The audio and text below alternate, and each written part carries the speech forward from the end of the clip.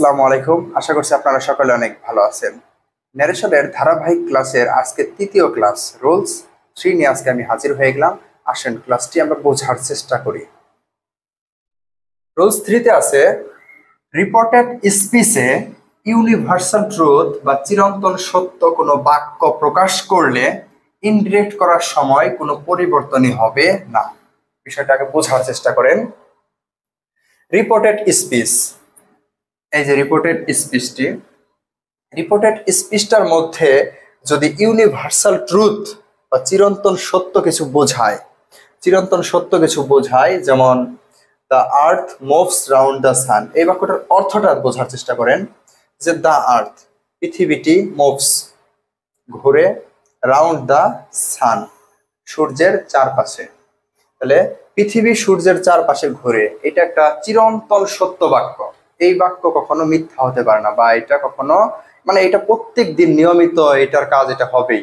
এটা চিরন্তন সত্য, মানে এক কথা এটা হতেই আছে, তো হতেই আছে, পৃথিবীর শুরু থেকে শেষ পর্যন্ত এটা হতেই থাকবে।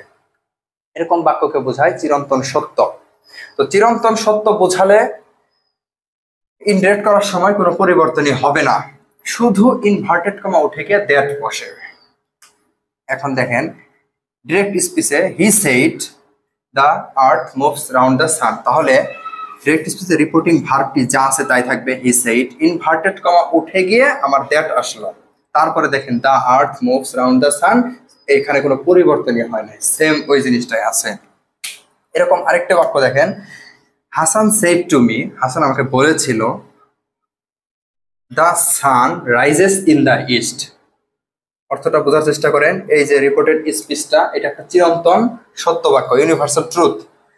দ্য সান সূর্যটি, রাইজেস উঠে, ইন দ্য ইস্ট পূর্ব দিকে, তাহলে সূর্যটা পূর্ব দিকে ওঠে, এটা কোনোদিন মিথ্যা হতে পারে? এটা পৃথিবীর শুরু থেকে শেষ পর্যন্ত এইটাই হতে থাকবে, যে সূর্যটা পূর্ব দিকেই উঠবে। এটা একটা চিরন্তন সত্য বাক্য, আর চিরন্তন সত্য বাক্য হলেই রিপোর্টেড স্পিচে কোনো পরিবর্তন হবে না, ইনভার্টেড কমা উঠে গিয়ে দ্যাট বসবে। তাহলে Hasan said to me, reporting ভার্বটি আমি যা আছে তাই লিখি,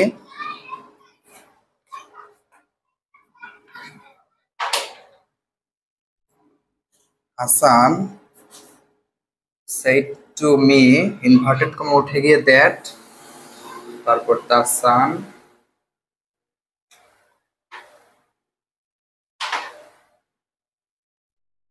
সান রাইজেস ইন দ্য ইস্ট।